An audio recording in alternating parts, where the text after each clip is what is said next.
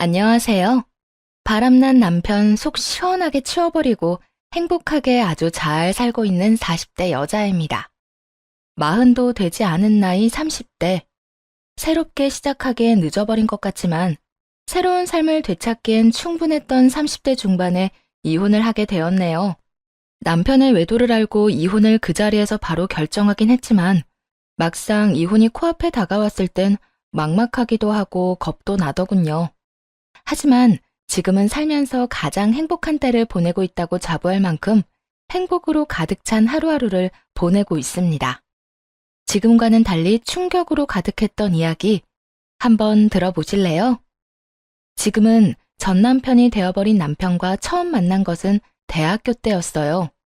저와 남편은 같은 동아리에서 활동을 하고 있었는데 신입생이었던 저를 남편이 먼저 좋아했었죠.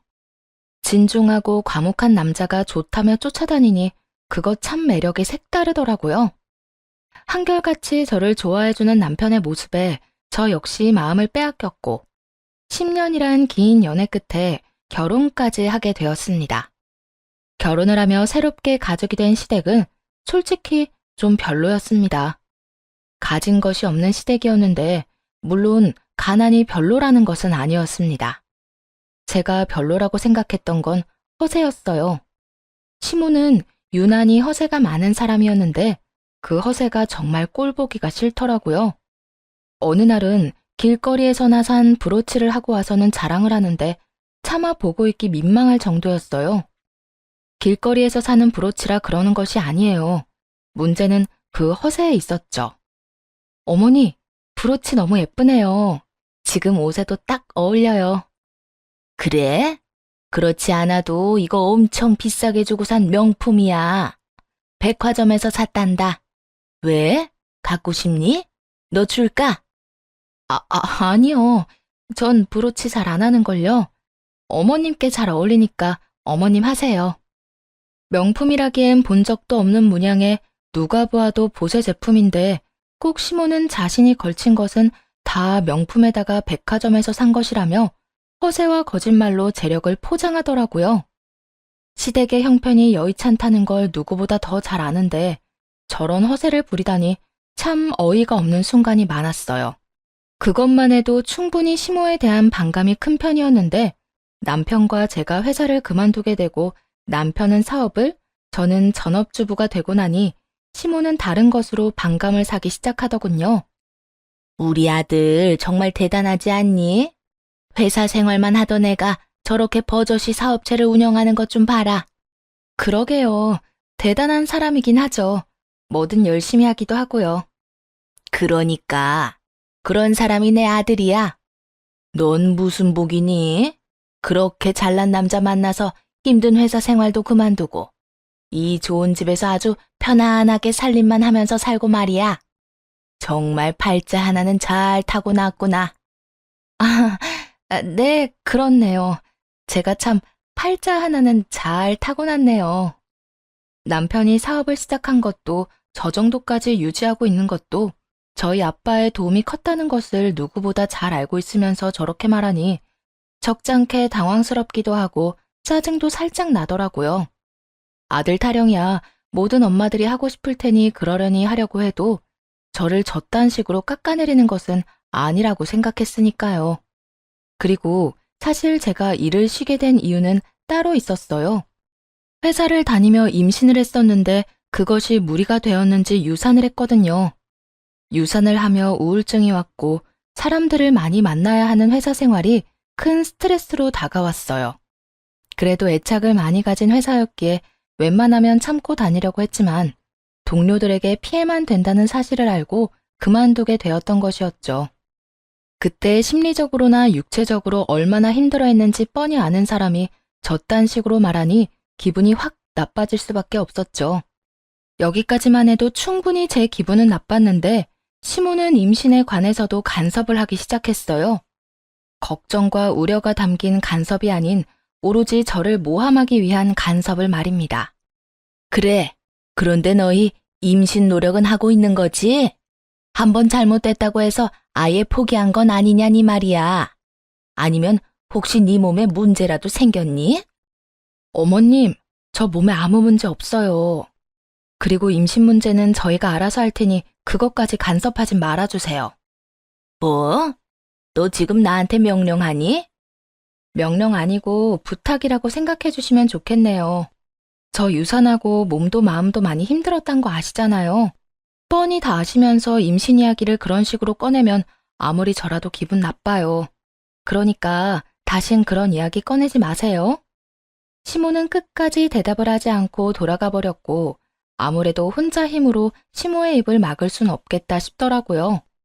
거기에다 시모가 올 때마다 스트레스가 이만저만이 아니니 남편에게 도움을 구해야겠다 싶었어요. 내 남편에게 이야기를 꺼냈어요. 여보, 오늘도 어머님 다녀가셨는데 나 너무 힘들어. 오실 때마다 당신은 치켜 세우면서 나는 집에서 밥만 축내는 식충이 취급만 하시고 최근엔 임신 이야기까지 꺼내는데 내가 어떻게 해야 할지 모르겠어. 그래? 그런 말을 한단 말이야? 아, 내가 엄마한테 연락해서 집으로 오는 건 자제하라고 할게. 당신 몸 안 좋다고 좋게 이야기할 테니까 걱정하지 말고. 그나저나 마음고생 심했겠네. 진작 말하지 그랬어. 당신 일도 바쁜데 괜한 일로 신경 쓰이게 하고 싶지 않았어. 나 혼자 어떻게 해서든 버텨보려고 했는데 오늘은 나 어머님이랑 싸우기까지 했어. 이대로 계속되다간 어머님이랑 진짜 크게 다툼이 일어날 것 같아서 당신한테 도움 구하는 거야. 그랬어? 당신같이 순한 사람이 오죽했으면 그렇게 싸우기까지 했겠어. 앞으로는 내가 알아서 할게. 내가 오지 말라고 했는데도 불구하고 혹시나 엄마 또 찾아오면 바로 나한테 전화해. 내가 바로 와서 해결해 줄게. 남편은 말한 대로 시모에게 연락을 해 당분간 집으로 오지 말아달라 잘 말했고 시모는 알겠다고 군말 없이 답했다고 하더군요. 하지만 혹시나 했던 일은 역시나 일어났고 시모는 일주일을 넘기지 못하고 다시 집으로 찾아와 속을 뒤집어 놓기 시작했죠. 그때마다 남편이 말했던 대로 남편에게 바로 연락을 해버렸고 바로 남편이 달려와 시모를 데리고 나가버리곤 했습니다. 그날도 마찬가지였어요. 시모는 반찬을 해서 왔다며 집으로 찾아왔고 외출길에서 돌아오던 길에 문 앞에서 딱 마주친 터라 피할 길도 없었어요. 하는 수 없이 시모와 함께 집으로 들어오게 되었고 부탁한 적도 없는 반찬통을 내려놓으며 또 한바탕 생색과 함께 저를 깎아내리기 시작하더군요. 며느리 힘들까봐 반찬 해오는 시어미가 어디 있니? 넌 정말 남편 복에 시어머니 복에 아주 복이란 복은 다 타고났구나. 다른 집 이야기 들어보면 며느리가 임신도 못하고 돈도 못 벌면서 아들 돈만 갉아먹으면 그렇게 시집살이를 시킨다고 하던데 우리 집은 시집살이가 뭐니? 오히려 내가 며느리 눈치 보고 사는데 너도 그렇게 생각하지 않니?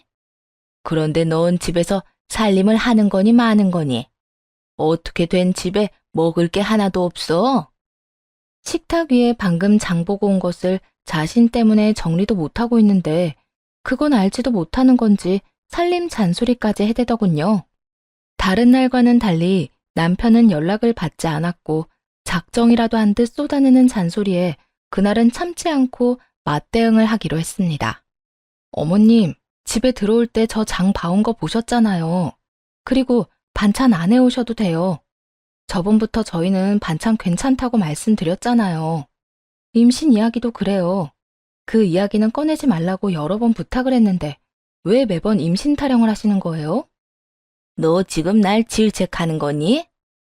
제가 오죽했으면 이런 말까지 하겠어요. 오죽했으면. 나도 오죽했으면 그런 말을 계속하겠니? 오죽 걱정됐으면. 내가 너 미워서 그런 말 계속하는 거라고 생각하는 거면 그건 네 오해다. 난 정말 네가 걱정되어서 그런 거야. 그리고 내 말 중에 틀린 말도 없지 않니?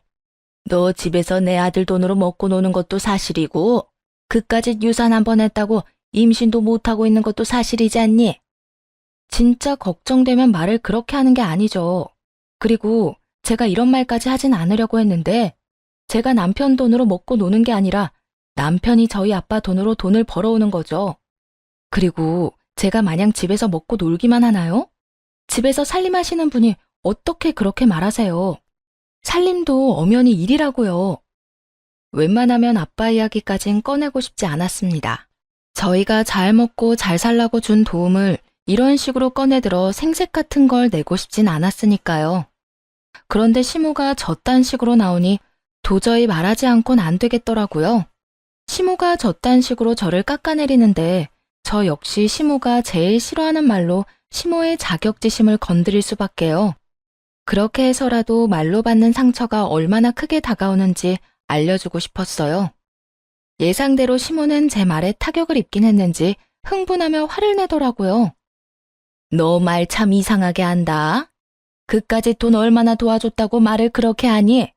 막말로 내 아들 능력이 안 좋았으면 그 사업을 유지나 할 수 있었을 것 같아? 그리고 살림도 일이야? 그냥 설렁설렁 쉬면서 하면 되는 건데 그게 무슨 일이니? 봐요. 어머님도 기분 나쁘시죠? 저요. 한 번도 남편이 능력도 없으면서 저희 아빠 돈으로 호의호식하면서 산다고 생각한 적 없어요. 그런데 제가 방금 그런 식으로 말하니까 어머님도 기분이 확 상하시잖아요.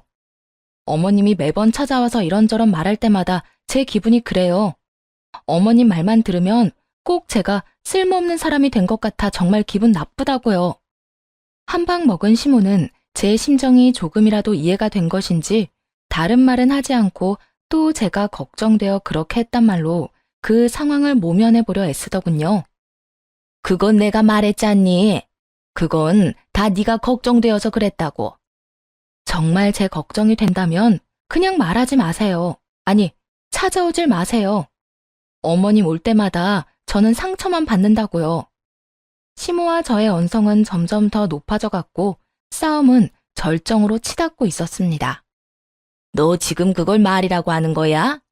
아무리 기분이 나쁘다고 해도 찾아오지 말란 말을 할 수가 있어. 건방지게. 건방지다고 생각하든 말든 상관없으니까 앞으론 이렇게 얼굴 붉힐 일 없도록 다신 찾아오지 마세요. 그렇게 시모를 내쫓아 버렸어요. 그날 저녁 제가 시모에게 그렇게까지 한 것을 전해 들었는지 남편이 먼저 말을 꺼내오더라고요. 오늘 엄마 또 찾아왔다면서. 미안해. 내가 바빠서 연락을 못 받았네. 다 들었지? 오늘 좀 말이 심하게 오갔어. 어머님이 워낙 심하게 말하니까 나도 못 참겠더라고. 거기에다 언제까지 당신이 해결해 줄 수도 없겠다 싶기도 했고. 어머님 뭐라셔? 뭐라긴 뭐래. 그냥 울지 뭐. 당신이 내쫓았다면서. 당신 마음 이해 안 되는 건 아니었는데 조금 섭섭하긴 하더라. 아무래도 나한텐 엄마잖아. 아, 그래도 오해는 하지 마. 그렇다고 해서 엄마 편을 들겠다는 뜻은 아니니까. 그냥 마음이 조금 그랬던 건 사실이다. 이 뜻이야. 난 당신이 어쩌다 그렇게까지 한지도 잘 아니까 당신한테 불만이 있진 않아. 어쨌든 오늘 엄마 일은 내가 대신 사과할게. 미안해. 남편은 섭섭한 기색을 내비치면서도 제 심정을 이해한다며 달래주더라고요. 그런 남편을 보며 제가 조금 심했나 하는 생각도 하긴 했지만 말했다시피 더는 그렇게는 살 수 없었기에 후회는 하지 않기로 했죠. 시모와의 첫 다툼을 하고 난 후 예민하게 생각하는 것인지는 몰라도 남편과 연락이 잘 되지 않고 조금씩 퇴근 시간이 늦어지더라고요. 연락에 대해 중요하게 여기는 사람이라 전화 하나만큼은 잘 받는 사람인데 나갔다 하면 연락이 잘 되지 않더라고요. 점심시간조차도 말이죠. 그런 날들이 많아질수록 느낌이 좀 싸하더군요. 여보, 요즘 왜 이렇게 연락이 안 돼? 점점 늦어지는 것도 그렇고 회사에 무슨 일 있어? 그냥 큰일은 없는데 그냥 바쁘네. 왜? 회사 일이 그렇잖아. 아무것도 아닌 일인데 해야 할 건 많고 직원들은 직원들대로 불만이 많은 것 같으니 신경 써줘야 하고 몇 명 되지도 않는 직원인데 하나하나 신경 쓰고 일까지 처리하려니 조금 정신이 없네. 왜? 직원들 사이에서 무슨 말이 나와? 그만두겠다는 사람이 있어? 아니, 꼭 그런 건 아닌데 표정들이 밝지만은 않은 게 신경이 쓰이네. 하여튼 앞으로 늦지 않도록 할게. 연락도 될 수 있으면 받도록 하고. 일이 바빠서 늦는 건 어쩔 수 없지. 그런데 연락은 잘 됐으면 좋겠어. 바빠서 못 받는가 하면서도 걱정된단 말이야. 생전 안 그런 사람이 연락이 안 되니까 혹시나 사고라도 났나 싶고, 바빠서 연락을 못 받으면 늦더라도 문자라도 좀 줘. 알겠지?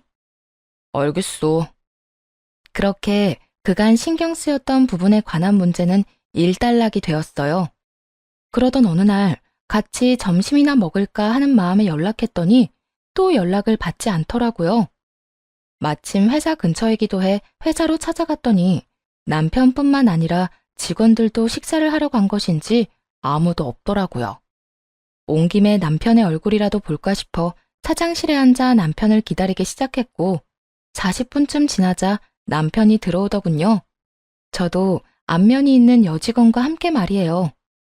두 사람은 사장실에 앉아있는 저를 발견했고 남편은 빠르게 다가와서는 묻지도 않은 일들을 설명하기 시작했어요. 여보, 언제 왔어? 연락하지 그랬어. 지연 씨 임신했다고 해서 축하도 할 겸 나가서 고기 좀 사주고 왔어. 오래 기다렸어? 남편은 제 손을 붙잡고 눈치를 살피느라 바빴고 여직원은 그 뒤에 서서 가만히 저를 보고 서 있더라고요. 아무런 표정도 없이 말이에요. 연락해도 안 받던데 뭐. 근처까지 온 김에 밥이나 같이 먹으려고 했더니 그나저나 지연 씨 임신 축하해요. 입덧은 안 해요? 들어보니까 입덧 때문에 고생하는 사람들도 많던데 여러모로 힘들겠어요. 남편의 행동이 조금은 이상하긴 했지만 미혼인 여직원의 임신 소식에 온 정신이 여직원에게 집중이 되었어요. 살짝 당황스러운 마음도 없지 않아 말 그대로 입에서 나오는 대로 축하 말을 전하게 되었고 여직원은 제 인사에 살짝 미소를 보이며 대답하더라고요. 입덧은 아직 없는데 잘 모르겠어요. 아직 워낙 초기라서. 힘든 것도 아직까진 별로 없는 것 같긴 해요. 사실 요즘은 몸보단 마음이 조금 힘들긴 하네요. 사정이 좀 있어서요. 그 힘든 사정이야 묻지 않아도 뻔하기에 굳이 묻지 않았어요. 그저 불편한 상황을 빨리 벗어나고 싶더라고요. 아, 그래요? 어쨌든 사장님한테 임신 보너스 좀 달라고 하세요. 그걸로 맛있는 거 많이 사 먹고 꼭 순산하세요. 감사해요. 사장님이 이미 많은 걸 주셔서 보너스까지 바라면 너무 염치 없을 것 같은데. 사장님, 저 보너스까지 주실 건가요? 농담이에요. 농담이라며 웃는 여직원과 저만 보고 있는 남편. 지금 생각해보면 여직원의 말도 남편의 행동도 의심스러운 것 투성인데 그땐 왜 몰랐는지 모르겠네요. 그저 남편이 워낙 다정한 사람이니 어련히 잘 챙겼나 보다 했는데 남편은 정말 여직원의 말대로 여러모로 많은 걸 주고 잘 대해주고 있었더군요. 하여튼 그날 남편은 일을 빨리 마무리하고 저와 함께 집으로 돌아왔고 그제야 여직원에 관해 궁금했던 걸 물었어요. 여보, 지연 씨 결혼 아직이지 않아? 내가 잘못 알고 있는 건가? 맞아. 결혼은 아직. 혼전 임신이야. 그렇구나. 나 아까 당황한 티 많이 났어? 순간적으로 좀 당황해서 너무 아무 말이나 했나 싶기도 해서. 혹시나 티 났으면 좀 실례되는 건 아닌가 싶어서. 아니야. 그런 티 하나도 안 났어. 그런데 왜 그렇게 지연 씨를 신경 쓰는 거야? 그냥 내가 유산 경험이 있어서 그런지 임신했다고 하면 신경이 좀 쓰이네. 아, 질투하고 이런 게 아니라 일하면서 너무 힘들어하면 어쩌지? 무리하면 안 될 텐데 하는 생각이 들어서. 그래서 그렇지. 그나저나 아기 아빠는 누구인지 알아? 남자친구가 있었어? 나도 자세한 건 몰라. 그냥 결혼 이야기는 없었는데 임신했다고 하니까 안쓰러워서 고기나 사주러 갔던 거야. 아, 그래? 하여튼 여러모로 마음고생하겠네. 당신이 좀 잘해줘. 남편은 자신은 아무것도 모른다고 하며 선을 딱 그어버리더라고요. 더는 여직원에 대해 말하고 싶지 않아 하는 것 같아 저도 말을 꺼내지 않았고요. 그런데 회사를 다녀오고 난 후 왜인지 모르게 아이 아빠가 누구인지 가끔 궁금해지더군요. 남의 일엔 크게 관심 가지지 않는 저인데 왜 이따금 궁금했는지 그 이유가 밝혀지는 데엔 그리 오랜 시간이 걸리지 않았어요. 평소와도 같은 날이었어요. 아침에 남편을 보내고 간단히 아침을 해결한 후 집안 대청소를 한 날이었죠. 마지막 환기를 시키며 커피 한 잔을 먹고 있는데 집으로 여직원이 찾아왔더라고요. 직원 혼자 사장 집에 찾아오는 일이 극히 드문 일이었기에 의아한 마음으로 문을 열어주었어요. 여직원은 한마디 인사도 없이 집으로 들어오더니 다짜고짜 이렇게 말하더군요. 사모님, 사장님과 이혼해주세요. 딱 이렇게 말입니다. 처음엔 꿈이라도 꾸는 건가 아니면 임신한 여자가 술을 많이 마신 건가? 별의별 생각을 다 했던 것 같아요. 그렇지 않겠어요? 다짜고짜 찾아와서 한다는 말이 내 남편과 이혼해달라고 하니까요. 얼마나 그 상황이 당황스러웠으면 말까지 다 더듬거리며 나오더라고요. 네? 지연 씨, 그게 갑자기 무슨 말... 이혼이라뇨? 저 임신했다는 건 그때 들으셨죠? 이 뱃속의 아기 아빠, 사실은 사장님이에요. 그러니까 사장님이랑 이혼 좀 해주세요. 그보다 본론만 말할 수도 없을 텐데요. 직설적인 그 말이 이해되지 않아 멍하니 서 있었어요. 못 알아들은 단어가 하나 없는데도 불구하고 충격이 너무 크니 뇌에서 이해를 거부하는 느낌이 들더라고요. 뚝딱거리는 시계 초침 소리가 들릴 만큼의 무거운 침묵이 흐르고 가까스로 정신을 차려 여직원이자 상간녀에게 되물었어요. 그러니까 그 아기가 내 남편의 아기다. 이 말 맞죠? 너무 당황스러워 말도 제대로 나오지 않는데 상간녀는 너무나도 당당하게 답하며 또다시 이혼을 요구해 오더군요. 네, 제대로 들은 거 맞아요. 그러니까 제발 이혼 좀 해주세요. 전 제 아기 아빠 없는 애로 키우고 싶진 않아요. 사장님, 사모님 말고 저 사랑해요. 저하고 만난 것도 꽤 오래됐고 저한테는 사모님이랑 이혼하고 저랑 살 거라고 여러 번 말했었다고요. 오래됐다고요? 얼마나 만났는데요? 1년은 훨씬 넘었어요. 사장님이 먼저 저 좋다고 쫓아다녔고 저도 사장님 사랑하게 되었고요. 아니 그게 유부남인 거 알았잖아요. 나랑 그렇게 웃으면서 인사도 하고 대화도 나눠놓고 어떻게 그런 짓을 할 수가 있어요? 솔직히 나 아직 믿기지가 않아요. 지연 씨, 지금 하는 말 다 사실인가요? 네, 다 사실이에요. 사모님한테 죄송하긴 한데 이미 되돌릴 수 없는 상황이 되어버린 걸 어쩌겠어요. 그러니까 사모님이 물러나 주세요. 그리고 혹시나 사모님이 증거 보여달라고 하면 보여드리려고 준비했어요. 이렇게 말한 상간녀는 남편과 찍은 사진과 함께 남편과 나눈 대화까지 다 보여주더군요. 한눈에 보기 좋게 사진도 잘 정리되어 있었고 대화도 차곡차곡 잘도 모아줬더군요. 떨리는 손으로 휴대전화를 건네받아 그것들을 보는데 정말 억장이 다 무너져 내리더군요. 특히나 남편과 나눈 대화는 정말이지 가관이었어요. 자기야, 자기 진짜 이혼할 거지? 나 계속 이렇게 외롭게 살게 할 건 아니지. 이혼하고 나랑 아기랑 살 거지? 당연하지. 그러니까 지연이 너는 다른 걱정하지 말고 네 몸만 걱정해. 이후는 내가 적당한 때를 보고 집사람한테 말할 테니까.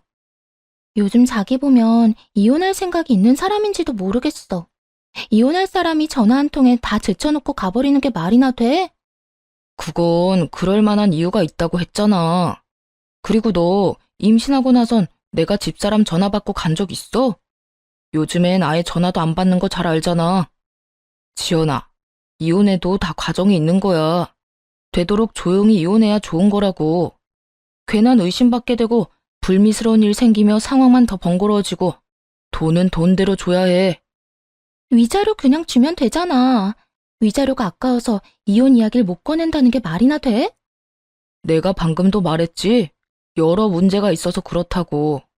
다 내가 일이 되도록 하려고 이러는 거니까 넌 태교에나 힘써. 괜히 내가 집사람한테 미련이 남았느니 그런 말 하지도 말고 말이야. 너도 잘 알잖아. 나 집사람 안 사랑해. 10년이나 연애하고 3년이나 살았다. 그런 여자가 나한테 지금까지 여자일 것 같아? 그냥 같이 사는 사람이야. 마지못해 같이 사는 사람. 13년이면 정이나 의리 같은 게 있겠네. 자기, 똑바로 말해. 나야 아니면 자기 집사람이야? 그걸 말이라고 해? 난 당연히 우리 지연이지. 집사람하고 우리 정, 그딴 것도 없어. 부부싸움 한 번 없이 사는 이유가 뭐겠어? 부부 사이가 너무 좋아서? 아니야. 그만큼 감정이 없다는 거야. 아무 감정도 없는데 싸울 일이 있겠어? 정말이지? 난 자기 말만 믿는다. 그래, 생각을 좀 해봐. 엄마한테 그딴 식으로 구는 여자를 어느 남자가 좋아하겠어? 내 돈으로 호의호식하면서 살면서 콧대는 얼마나 높은 줄 알아? 나 그 비위 맞추고 사는 거 아주 지긋지긋해 죽겠다고. 하루라도 빨리 이혼하고 싶은 사람은 나야, 나. 그러니까 그렇지 않아도 마음 급한 사람 그만 좀 닥달해. 우린 서로 힘들게 하지 말자, 어? 제 앞에선 둘도 없는 제 편이었던 사람이 뒤에선 시무와 별반 다르지 않은 말을 하고 있었어요. 충격으로 다리에 힘이 풀려 주저앉고 싶은 것을 얼마나 참았는지 모릅니다. 되뇌고 또 되뇌며 대화 내용을 보고 있는데 남편이 헐레벌떡 집으로 오더라고요. 야, 너 여기서 뭐해? 너 진짜 미쳤어? 당장 안 나와? 아, 왜 이래? 이거 나? 상황을 보아하니 지금 일어나는 상황이 서로 합의된 상황은 아닌 듯 보였어요. 남편은 어떻게 해서든 상간녀를 끌고 나가려 애쓰고 있었고 상간녀는 거실 바닥에 거의 눕다시피 하며 버티고 있었으니까요. 일단 나가. 여기서 당장 나가자고. 여기가 어디라고 감히 찾아와? 왜? 내가 여길 왜 못 오는데? 자기가 이혼하겠다며. 이혼한다고 했잖아. 자기가 말 안 하고 있길래 내가 대신 말해주러 온 건데 칭찬은 못 해줄 망정 날 왜 끌어내려고 해? 너 진짜 미쳤어? 내가 언제 그딴 말을 했어? 내가 왜 이혼을 해? 그리고 내가 왜 자기야? 너 망상증 있어? 남편은 최선을 다해 상간녀의 말을 부인하더군요. 자신의 아기를 가진 여자를 정신병으로 몰아가면서까지 말이에요. 그 모습을 보는데 정말 온갖 정이 뚝 하고 떨어졌어요. 상간녀는 남편의 말이 충격적이긴 했는지 남편의 손을 뿌리치곤 일어나서 남편을 똑바로 보며 따져 묻기 시작하더군요. 자기, 진짜 왜 그래? 이미 조용한 이혼은 물 건너갔어. 이젠 더럽든 말든 그냥 이혼만 남았을 뿐이야. 이미 내가 우리 사진이랑 우리가 나눴던 대화, 이 뱃속의 아기 아빠가 자기라는 사실까지 다 말했다고. 뭐야? 도대체 왜 그랬어? 내가 알아서 다 한다고 했잖아. 그걸 몰라서 물어? 하루라도 빨리 오빠랑 살고 싶어서 그랬잖아. 난 진짜 오빠가 이해가 안 돼. 능력도 좋은 사장님이 왜 그렇게 싫은 여자랑 살려고 하냐고. 그냥 위자료 많이 주고 이혼하면 되잖아. 능력 되잖아. 깔끔하게 이혼하고 이 집에서 나랑 우리 아기랑 행복하게 살자. 내가 잘할게. 나 출산하고도 회사 출퇴근하면서 자기 일도 잘 돕고 집안일도 잘하고 애도 잘 키울 수 있어. 난 자기만 나한테 오면 뭐든 다 잘할 수 있다니까. 상간녀의 말에서 남편이 밖에서 어떻게 자신을 포장하고 다니는지 잘 알겠더라고요. 남편은 집도 자신이 마련한 자기의 명의, 회사도 혼자서 잘 일군 회사라고 큰 소리를 떵떵 치고 다닌 모양이었어요. 집도 제가 해온 제 명의의 집, 회사도 어느 정도 자리를 잡긴 했지만 아빠의 도움이 아니라면 금방이라도 무너져 내려도 이상하지 않은 회사를 말이에요. 아무것도 모르는 상간녀는 남편의 말에 홀라당 넘어가서 불륜녀가 된 것도 모자라 임신까지 해버린 것이었어요. 상황이 어떻게 되었든 누가 누구를 속여 이런 거지 같은 상황이 되었든 저에겐 아무 상관도 없었지만요. 그저 저를 앞에 두고 이런 더러운 대화를 나누는 두 인간을 빨리 제 눈앞에서 치우고 싶은 심정만이 가득했습니다. 그만! 둘 다 그 입 다물지 못해? 그렇게 고함을 질러버렸고 정신을 놓고 싸우던 두 사람은 멈칫하며 저를 보더군요.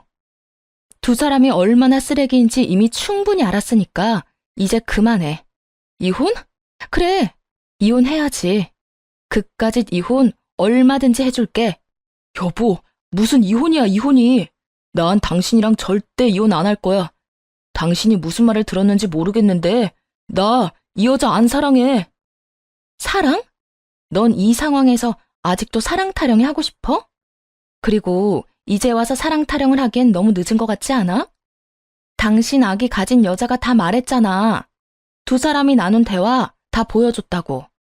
내가 어디서부터 어디까지 봤을 것 같은데? 나 다 봤어. 당신이 나를 어떻게 생각하는지, 내 뒤에선 날 어떻게 말하고 다니는지. 심지어 당신이 진짜 사랑하는 여자가 누군지까지 말이야. 그거야 그냥 한 말이었어.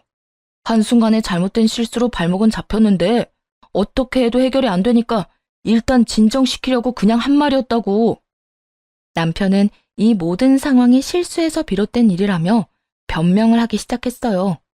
실수라는 단어에 저보다 상간녀가 먼저 화를 내며 남편을 몰아붙이더군요. 실수? 지금 실수라고 했어? 자기, 어떻게 내 앞에서 실수라는 말을 할 수가 있어? 가만히 있는 사람 좋다고 먼저 옆구리 찔러댄 사람 자기야, 자기. 내가 언제? 언제? 기억 안 나? 나한테 나만 마음 돌려먹으면 회사고 집이고 전부 내 몫이라며. 한평생 돈 걱정 없이 살게 해주겠다고 하루가 멀다고 꼬신 사람이 누군데? 나 임신했다고 했을 때도 회사 잘 읽어서 우리 아기한테 다 주겠다고 했잖아. 결국 돈 때문에 불륜과 임신까지 했다는 말을 참 애절하게도 해대더군요. 마음이 통해 그런 짓을 했다고 해도 화가 나고 치가 떨릴 텐데 고작 돈 때문에 한 사람 인생을 이렇게 망쳐놓다니 정말이지 쓰레기 같은 인간들이었어요. 우선 전 악다구니를 쓰며 고함을 지르는 상간녀에게 절망을 좀 안겨주기로 했습니다. 야, 네가 뭘 좀 잘못 알고 있는 것 같은데 네가 그렇게 능력 좋다고 믿어 의심치 않는 이 남자 가진 건 개뿔도 없는 사람이야. 그게 무슨 말이에요? 무슨 말이긴 말 그대로 개털이라고. 이 집? 이 집 내 집이야. 공동명의도 아니고 이 사람 지분은 1%도 없는 내 명의의 내 집. 그리고 회사? 그 회사도 이 사람 거 아니야. 뭐라고요? 집은 그렇다 치더라도 회사는 왜? 사장님 맞잖아요. 회사는 사장 거잖아요. 아, 그냥 보기엔 이 사람 회사가 맞지. 그런데 회사가 그냥 굴러갈 거라 생각하니? 이 머리에 꽃만 가득 차서 해맑은 거사. 회사를 굴리는 데엔 아주 큰 돈이 필요하단다. 그 돈이 이 사람 주머니에 있을 것 같니? 없어. 네가 능력 좋다고 믿어 의심치 않는 이 남자, 그런 돈 없다고. 상간녀는 그제야 상황 파악이 조금씩 되어가는지 낯빛이 점점 어두워지더군요. 그러면서 저와 남편을 번갈아 보기 시작했죠.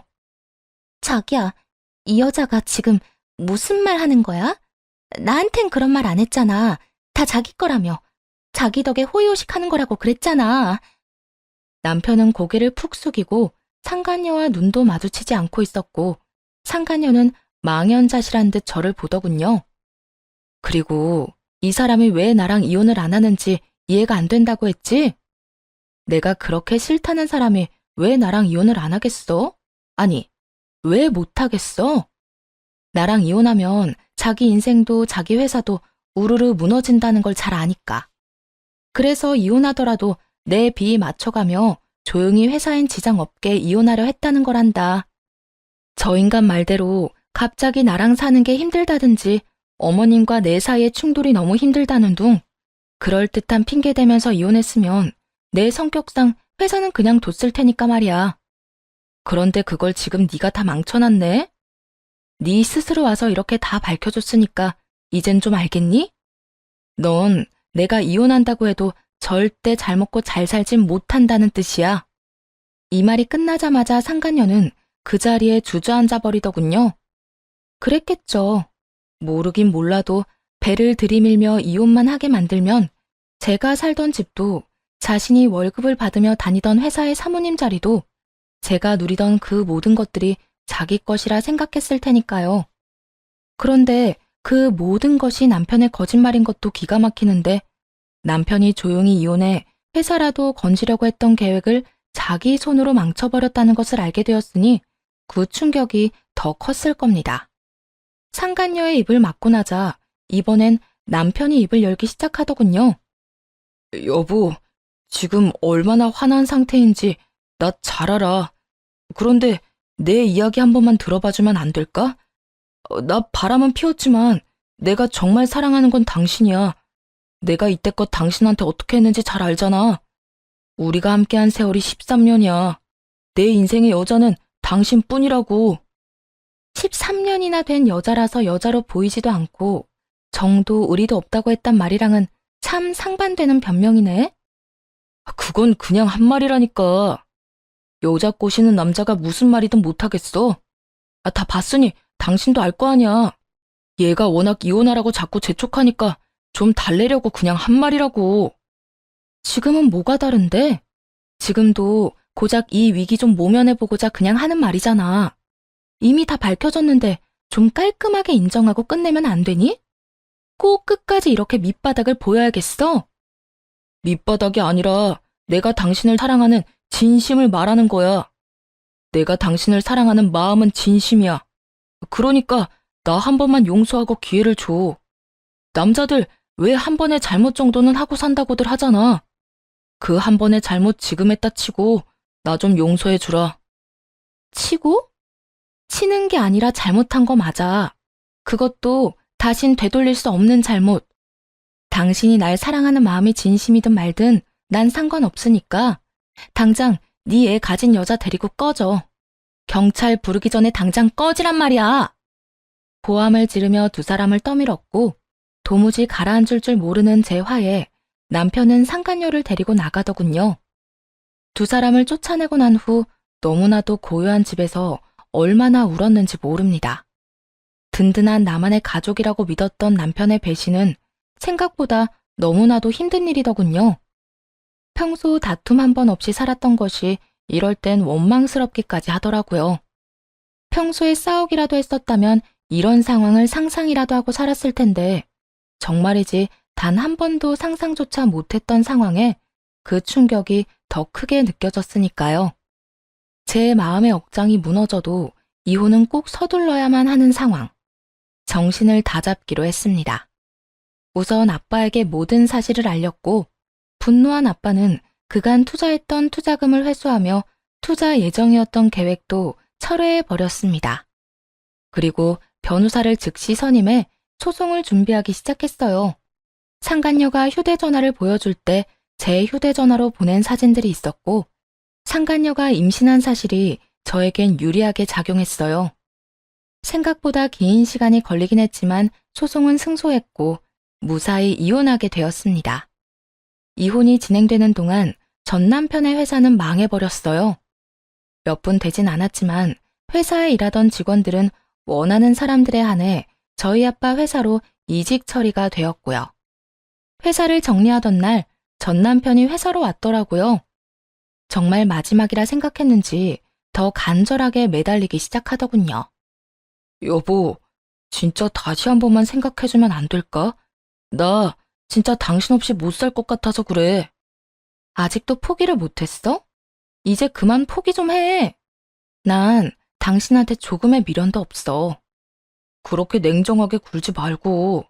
우리 진짜 좋았잖아. 내가 당신한테 씻을 수 없는 상처 준 거 잘 알아. 내가 살면서 다 갚을게. 아니야. 내 상처는 내가 알아서 할 테니까 넌 네 새끼나 잘 키우면서 살아. 그때 보니까 아주 천생연분이더라. 그렇게 잘 맞는 여자 만나는 것도 기적 같은 일이니까 나한테 와서 시간 낭비 그만하고 네 인생 살아 이제. 여보, 정말 끝까지 이럴 거야? 당신은 내가 쫄딱 망하고 거지같이 사는 거 보면 아무렇지 않을 것 같아? 당신 그렇게 냉정한 여자 아니잖아. 막상 내가 불쌍하게 사는 걸 보면 당신도 마음 안 좋을 거라고. 그러니까 내가 이렇게 숙이고 들어갈 때 못 이기는 척 그냥 좀 받아주면 좋잖아. 전 남편은 모든 걸 빼앗겨버린 충격이 큰 것인지 혼자만의 망상에 빠져 헤어나오지 못하고 있더라고요. 본인이 불쌍해진 꼴을 보면 제 마음이 더 아플 거라 확신하는 말을 듣는데 정말 진심 가득한 웃음이 터져나오더군요. 정신 차려. 내가 왜 슬퍼? 난 당신 망하는 꼴 보려고 이혼하는 거야. 아직도 모르겠어? 당신 덕에 내가 호의호식하면서 산 게 아니라 내 덕에 당신이 호의호식하며 살 수 있었단 걸 똑바로 잘 알고 살아. 앞으론 제발 얼굴 보지 말고 살자. 소식도 전하지 말고 연락도 하지 마. 전 오락가락하는 전남편을 뿌리치고 돌아와 버렸어요. 그것이 전남편을 마지막으로 만난 날이었네요. 그렇게 이혼하고 전남편과의 연만 끊어내면 다 끝일 거라 생각했는데 그게 아니더라고요. 폐인이 되어버린 전남편을 제발 좀 살려달라고 애원하기 위해 이번에는 전 시모가 찾아왔으니까요. 매번 저를 볼 때마다 당당하던 모습은 온데간데 없이 사라지고 한없이 비굴한 모습으로 앞에 서 있는 전 시모의 모습을 보는데 안쓰럽기는커녕 꼴도 보기 싫더라고요. 아가, 이때껏 마음고생 정말 많았다. 내가 모든 사실을 알고 나서 그 모자란 놈 얼마나 혼내는 줄 모른다. 능력도 쥐뿔 없는 인간을 사람고실하게 만들어줬더니 뭐? 바람? 내가 기가 막혀서 정말. 내가 너한테 너무 미안해서 면목이 없구나. 아, 네. 그러면 이만 가보세요. 저는 그 가소로운 연기를 보고 싶지도 않아 문을 닫아버리려고 하니 시모가 다급히 문을 붙잡고 본론을 꺼내놓기 시작했어요. 아주 다급하게 말이에요. 아가, 그러지 말고 내 아들 한 번만 용서해주면 안 되겠니? 너랑 이혼하고 내 아들 지금 꼴이 말이 아니다. 그 멀쩡하던 애가 집에만 처박혀서 아무것도 안 하고 그냥 숨만 쉬고 살아. 다른 건 몰라도 사람 고실은 하고 살게 해야지 않겠니? 네 마음이 어떤지 잘 알긴 하는데 이번 한 번만 그냥 덮고 넘어가주면 내 아들은 물론이고 나도 너한테 평생 자라마. 사람부터 좀 살려주면 안 되겠니? 저기요, 아줌마. 저는 아줌마 아들이 뭘 어떻게 살던 전혀 상관없거든요. 그러니까 여기서 그 되지도 않은 연기하지 말고 그렇게 연기가 하고 싶거든 방송국에나 가보세요. 방금 그 연기는 소름이 쫙 끼치는 게 꽤 볼만했거든요. 뭐라고? 야, 너 지금 말 다 했어? 말이야, 아줌마보다 내가 할 말이 더 많지 않겠어요? 틈만 나면 그렇게 날 구박하지 못해서 안달이더니 이제 와서 못난 자식 사람 구실이라도 하게 해달라고 살살 기어다니면 제가 감동의 눈물이라도 흘리면서 알겠다고 할 줄 알았어요? 꿈 깨세요. 당신 아들이 폐인 되든 쓰레기가 되든 알아서 해결하시라고요. 전 시모는 본격적으로 저에게 쏟아부을 준비를 하는 듯 했지만 전 그대로 전 시모를 밀치고 문을 닫아버렸어요. 그렇게 정말 끝일 거라 생각했는데 끝날 때까지 끝난 것이 아니라고 이번엔 상간녀가 찾아왔더라고요. 그냥 무시해버리고 경찰을 불러버릴까 고민도 했지만 입이 10개라도 할 말이 없는 사람이 무슨 이유로 저를 찾아왔나 들어는 보자 싶어 문을 열어줬어요. 굳게 닫혔던 문이 열리고 상간녀는 제 얼굴을 보자마자 무릎을 꿇고 빌기 시작하더군요. 사모님, 제가 정말 잘못했어요. 제가 그땐 뭘 몰라도 너무 몰랐어요. 사장님 저 말고 사모님만 사랑한다는 그 말 진심이에요. 제가 사장님이 너무 탐이 나서 거짓말했던 거예요.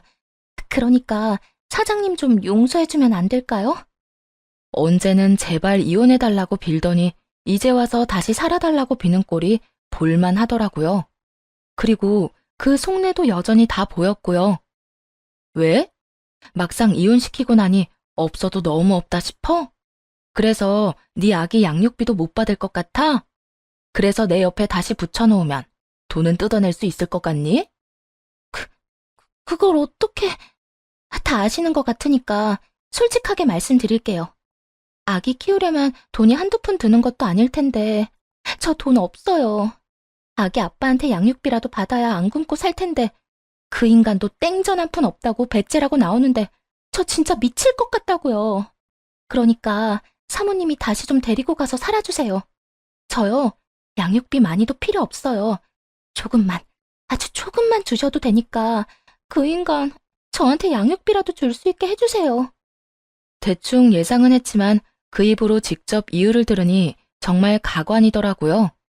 양심의 털이 나도 제대로 난 격이었죠.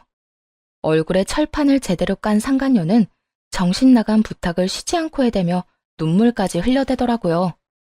그 더러운 눈물을 누구 집에 떨어뜨리는 건지 그것마저도 화가 나는 상황이었네요. 여기가 어디라고 그 더러운 눈물을 떨어뜨려? 남의 가정 산산조각 낼 땐 언제고 이제 와서 양육비라도 받아야 하니 다시 데리고 살라고?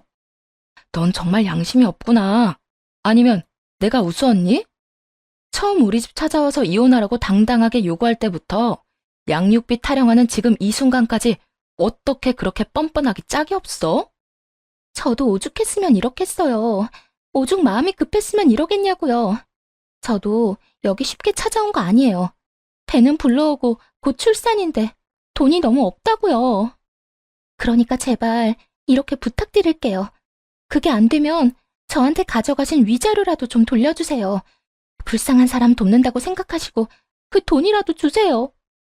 네가 불쌍해야 도울 생각이 들지. 난 너 안 불쌍해. 네가 왜 불쌍해?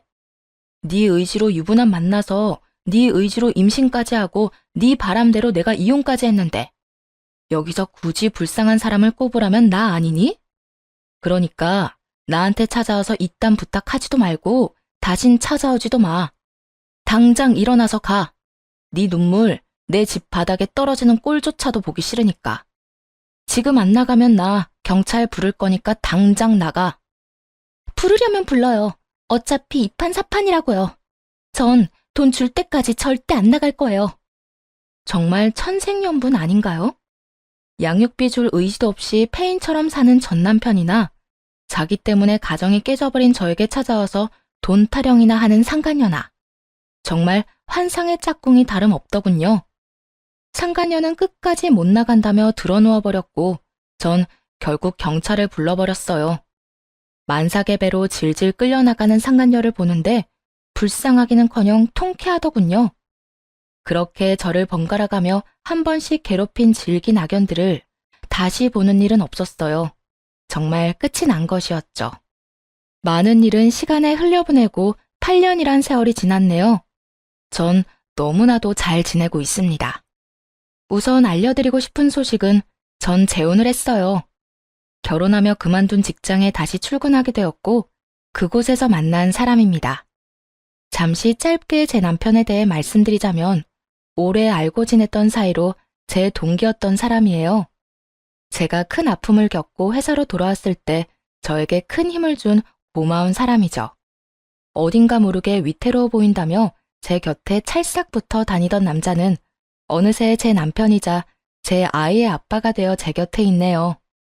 저의 하나뿐인 딸은 아빠를 닮았는데 얼마나 사랑스러운지 모릅니다. 남편은 동네에서 소문난 딸바보인데 그와 동시에 소문난 애처가이기도 해서 아주 가끔은 창피하기도 하지만 많은 시간을 이렇게 행복해도 되나 싶을 정도로 행복한 삶을 살고 있어요. 여러분의 인생에도 행복만이 가득하길 바라며 전 이만 물러가 볼게요. 긴 사연 함께 해주셔서 감사합니다.